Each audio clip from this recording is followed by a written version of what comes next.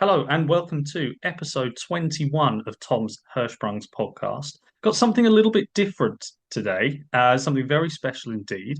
I am joined by Kyle Willmington, who's going to be my guest for today. Kyle, welcome to the podcast.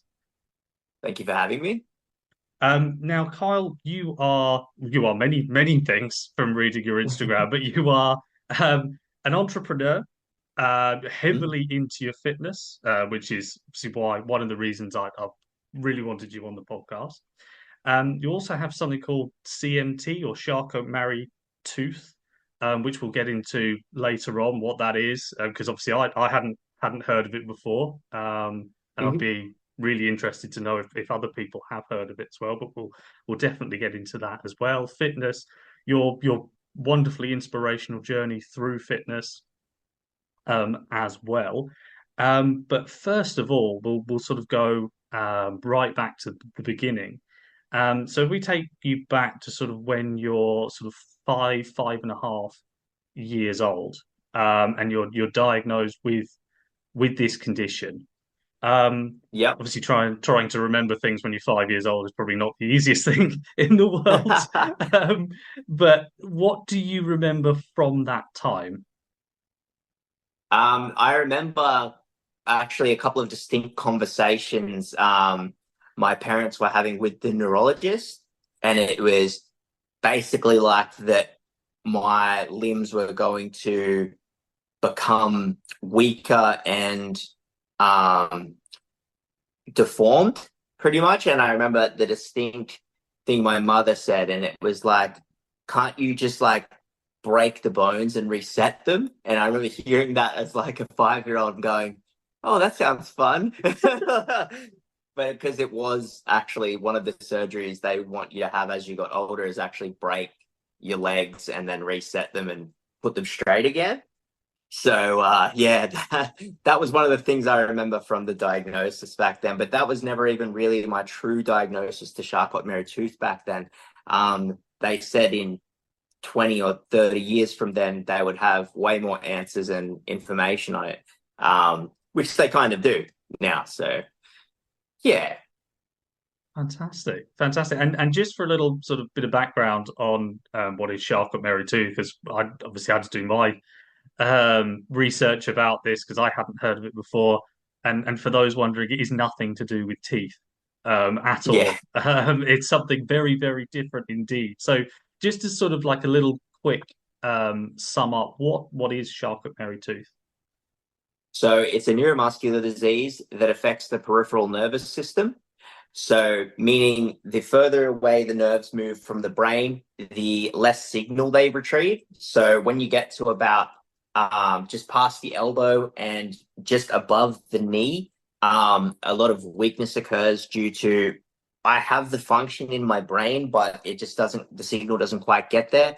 So, over time, all of your outer extremities begin to get weaker and harder to control.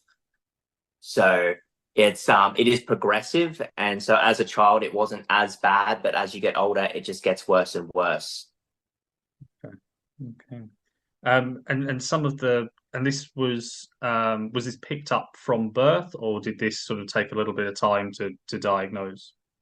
It was picked up at around just before age 5 is when I started tripping over my feet a lot, and my mom and family were like a little bit concerned. They're like, he keeps falling over a lot, like is he okay? And then they kept going to doctors, and doctors were like, no, he's all right, whatever, he's just bumble-footed. And then they ended up seeking a specialist help to see what was wrong, and that's when they did some nerve tests and found out that there was something wrong. Right. Okay. So from that sort of initial diagnosis, and then around age 7, you moved from Sydney to where you are now, sort of around the Gold Coast area. Was that Yeah, about right? I moved to the South Coast, which is down like Bateman's Bay area, which is kind of like 12 or 14 hours from here. And then I grew up in that country town sort of down there. Right. Yes. Yes. So no, Yeah. not I'd got my Gold Coast and my South Coast mixed up. I think it was about Yeah, 14 yeah, hours yeah. difference. I I'm think. I'm new to the Gold Coast.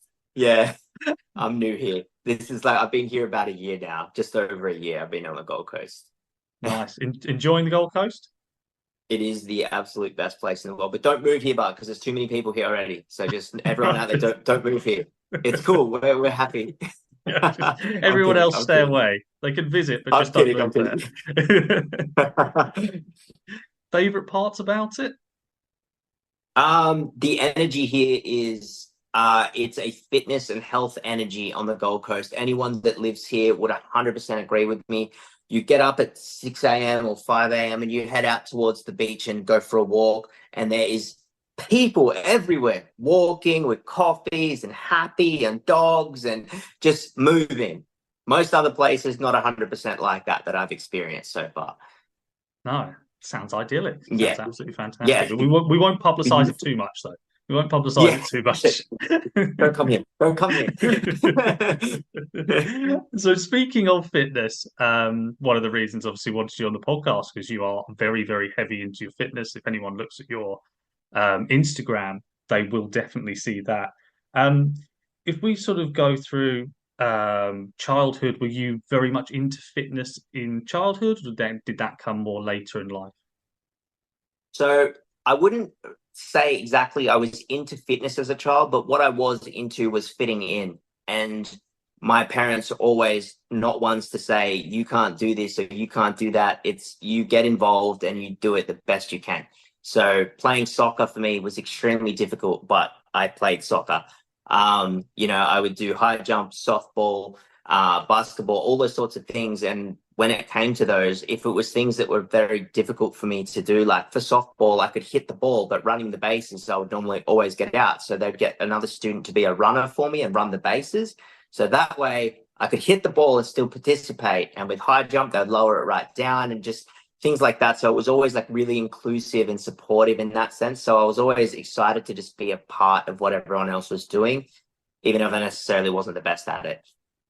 Definitely. And I think that's something that's certainly come on definitely in the last sort of 10, 15 years is the more Mm. inclusivity, the more awareness around whether it be adapting sports or making entirely new sports to just make sure that people fit in and that people have a role and people have a job to do rather than going, oh, you can't do this or you can't do that. So I think I'd echo that. I think that's incredibly important to get everybody Mm. involved as much and as safely obviously as possible, but definitely to get involved. So Oh, then 100%. yeah, for sure. But it's because it's too easy to go, oh, well, you can't do this or can't do that or whatever. But it's just not the right attitude. Not certainly not nowadays. Um, No. so then you sort of played all different sports growing Mhm. up. Um, so when did sort of the gym work and fitness work tend to take over? So that didn't actually come in until roughly towards the end of 2019. So only about 5 years ago. Yeah. Wow. Okay. So and what sort of made you think, right, okay, I really want to get into gym work now? I was always very interested in the gym. I had a few people on social media over the years that I saw and was like, man, I would love to go to the gym. I'd love to look like that. But like I always had other priorities and I would never prioritize the gym. So I was always like, wow, that's amazing. And I would try and lose weight a whole bunch of times, but it would only last a few weeks because I was truly, truly uneducated on what to do. So I would keep trying here and there, but it never really stuck. And then when it came to the turning point of actually doing it, I was so overweight and so tired and so sore and I just did not like it didn't matter anything else I was doing. I just felt so horrible that I was like, I can't do this anymore. So this is the time I do it. This is it, this time. And so I actually educated myself on how to lose weight and what fitness does for you and how fitness does for you. Like not just I know I need to eat a little bit less and move more. It can be as simple or as complex as you want it to be, but if you don't know the basics, like more than that, you're gonna have a really hard time. Yeah. So I educated myself and began. And after the first like 10 kilos came off, I was like, okay, I'm liking this. I feel way less sore. I feel so much happier. People complimenting me on my face changing. And I'm like, oh God, okay, we're on. Something's happening here. Fantastic. So you didn't hire a coach or anything like that. It was purely sort of self-motivated, self-driven. Very much like that. Always been with whatever I do, I've always been like, okay, I need to work this out on my own. I rarely ask for help. I've been I've lived most of my life that way. It's like I really just want to be as independent as possible. And while that may not be the smartest way when it comes to educating, it just seems to be the way that I learn best. Um, Probably undiagnosed ADHD, but yeah, that's a whole different discussion. But we're not going to sit and diagnose you on here. Definitely not. No. Definitely not. No. So sort of very self-motivated in the fitness sense. Was it sort of the same was there sort of change in diet that you made or any sort of big steps in that? So my first changes were very simple because I didn't know what I was doing. I just said, like, just don't be disgusted by this, but my regular McDonald's order would have been like a large Big Mac meal with a full strength Coke and like 6 nuggets. And I'd be getting that on drive through because I'd be working so much that I didn't have time to go and prioritize food, nor did I even care. But, that would be, quite a lot of calories. So then one of my first changes was, okay, I'm still going to eat my McDonald's, but I'm going to get a small cheeseburger meal with a water or a Coke, no sugar. And then that was one of the small little shifts I did. And as I made all those to all the foods I was eating, the weight started to come off. So I was like, okay, that works. That works. So once it plateaued, but I had to work out further what to do. Yeah. No, that makes total sense. I mean, there's plenty Mm. of people I've talked to, whether it's exercise or diet or anything really that you want to improve. Small changes tend to be the best, rather than going in, right, I'm going to, lose 5 stone in 2 weeks, and I'm going to do this and I'm going to do that. Mhm. Small and often. I mean, I use running as an example generally. If you want to start Mhm. running, you don't start by running 10 miles. You know, you That's right. you have to start small. You have to build it incrementally. Otherwise, it's just never going to work. You're going to give up too early, and then eventually you just sort of fizzle out and go back to where you were, sort of back to square one. So that That's right. yeah, that definitely sounds like something I've heard from people before. Um, Mhm. so then sort of making small changes in diet, that's going really well. You're noticing Yep. sort of more positive changes. Um, Hmm. so then you start doing more gym work and sort of bodybuilding as such. When did that sort of come around? So about 6 months into the weight loss. So at first, I'll also mention I started doing 5 minute walks at the beginning of this journey as well, and that was basically all I could tolerate because the pain was so much. So over time, when I started to lose a kilo here and there, I'd be able to do a 10-minute walk and a 15-minute walk, and it kind of got a little bit better and better and better. And after six, I'm gonna say it was 3 to 6 months I lost 10 or 15 kilos, and and then I was like, okay, I'm gonna need to turn my fitness up now. And that's when initial COVID hit. So it was like, oh no, I can't even go to the gym now. But I actually moved to the Northern Territory, and up there, my friend I moved in with, he actually had a home gym, which was just like a bench press and a couple of other little bits and pieces. And I had no idea what I was doing, but I was like, I'm going to continue this fitness journey right here. And I started working out in this little home gym every day, just like half an hour. Like, didn't know what I was doing, but I was just doing stuff. And just felt better for it and just carried Yeah, on? I just felt, I think even if I wasn't getting any muscle stimulus or any true benefit of moving that weight around, mentally, I felt accomplished and felt like I was doing something. And the weight started to come off faster because I was obviously burning more calories due to exercise. So the weight kept coming off, and I was like, okay, this is good. I'm liking this, and I learned more and more about the home gym. Watched a lot of videos online from a lot of creators. as there was a lot of free time in that time being locked down. So Yeah, no, it's so in terms of um Australian lockdown, was everything mm, pretty much just completely shut down? No gyms, no nothing. no, nothing, nothing, No. nothing. You could do nothing. Yeah. Yeah, fair enough. Yeah. Mm, Okay, so you sort of start working out a little bit more in the home gym and start making gains and benefits. And I think I'll pick up on one of the points you said there, where you said, right, it's not just physical, it's hmm mental, emotional as well, and that's something I definitely subscribe to, and something I've seen happen with lots of people I work with, where hmm it's people go in and they think, right, it's just totally about looking better or feel mm, it or losing weight or putting more muscle on whatever it might be that they do, but actually they find that mentally they feel better, emotionally they feel better, and the two or three go completely hand in hand. So I definitely agree with you on that one. um yeah. so so when you're um doing your gym work, were there any adaptations you had to make because of CMT? Yes. So immediately I realized any pulling movement I would need to do, I was immediately limited to a very low weight, like between like 5 or 7 kilos. So anything I tried to pull or like, pull ups out of the question, anything like that, I just couldn't do it. So I was like, what do I do? So I straight away went online, looked for what you do to get past that. And I found like some lifting hooks and they just wrap around your wrist and like a big metal hook. And you can just hook that onto something and you can just rip it. So I ordered them like straight away, and wrist wraps to bench just to help stabilize my wrist a bit. Because I found I was getting enormous wrist pain after the first couple of times of lifting. I was like, oh my God, this is horrible.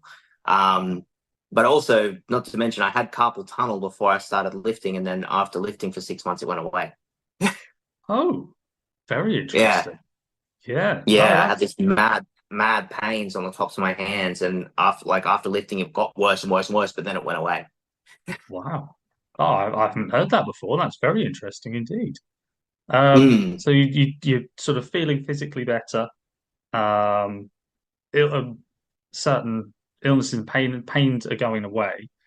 yeah. Um, when did you start to sort of document this on Instagram? So I'm really sad that I didn't film more of my journey because I didn't film any of the 100 when I was 100 kilos. I didn't film anything there. I have a couple of photos. That's all I really have, but I never filmed anything from there.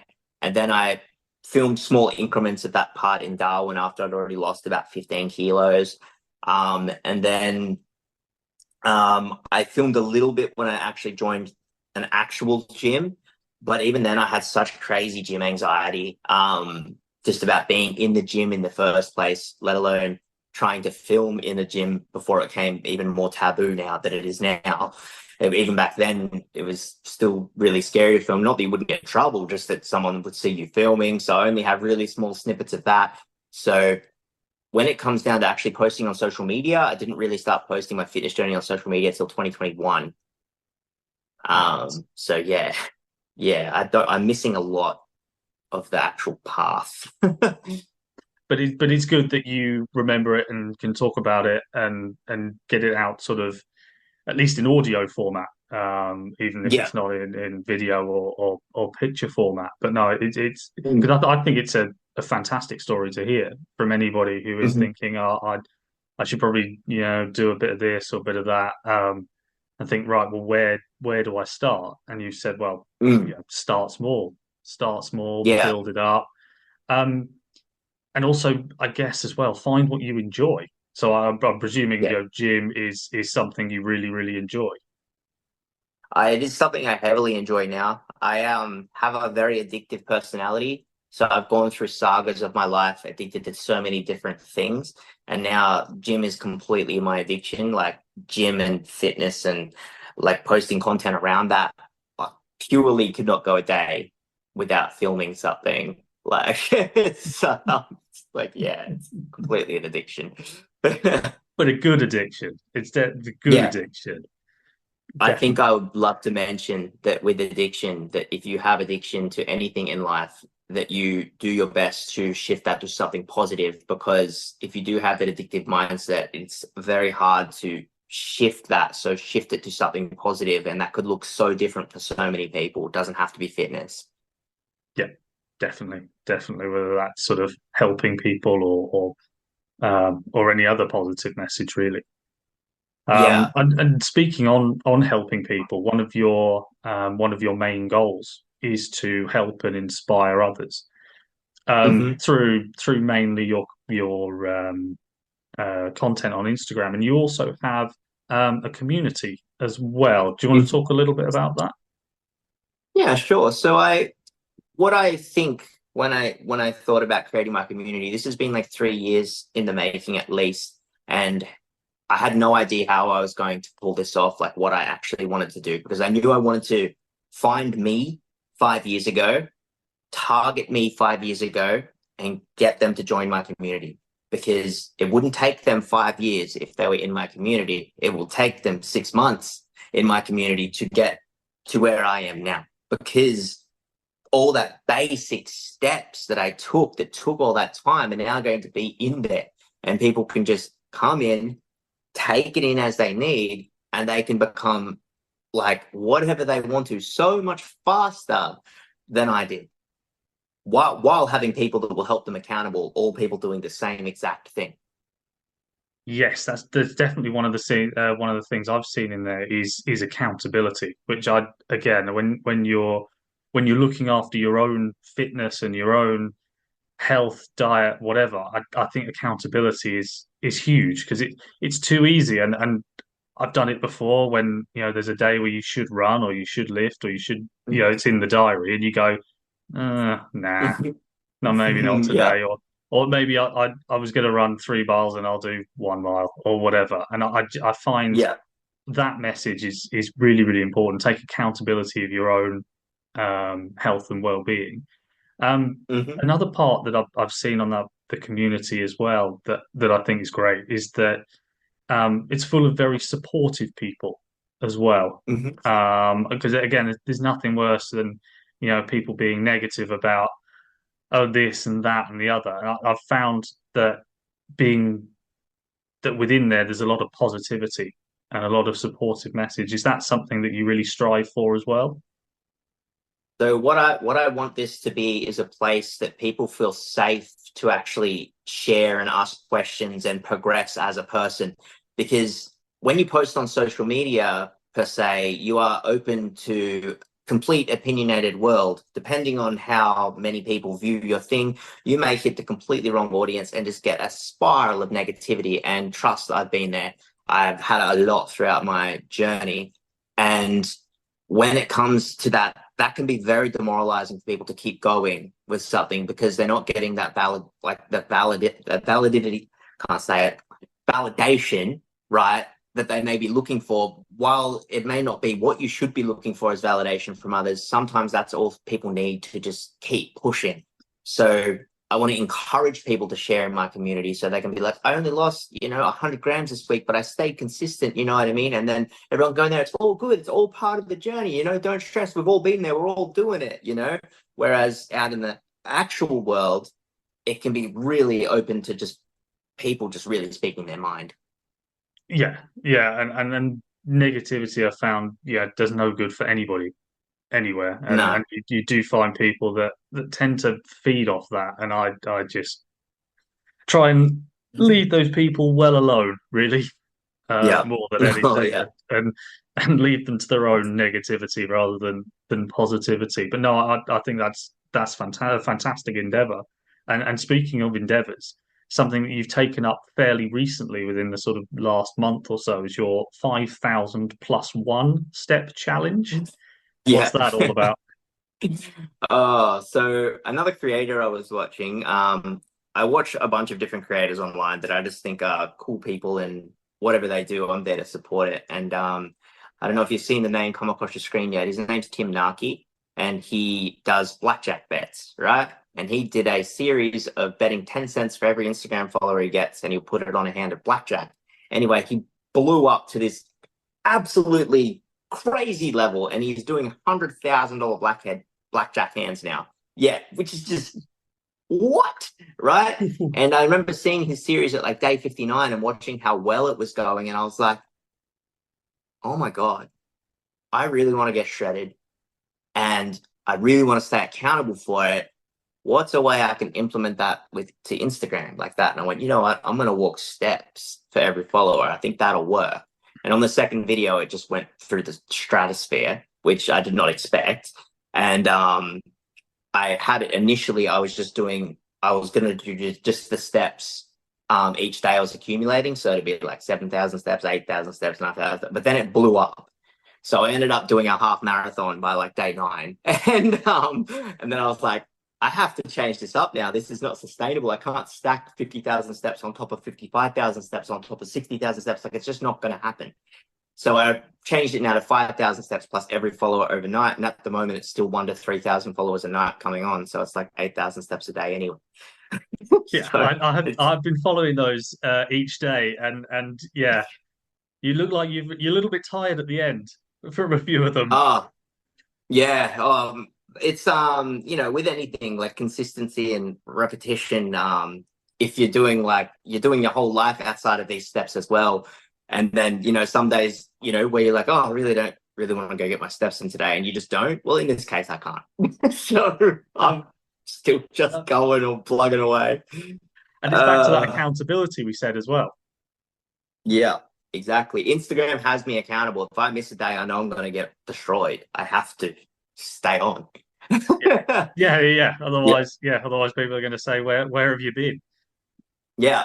What's been going on? Where's your steps? And I'll be like, I committed to this. I got to do it.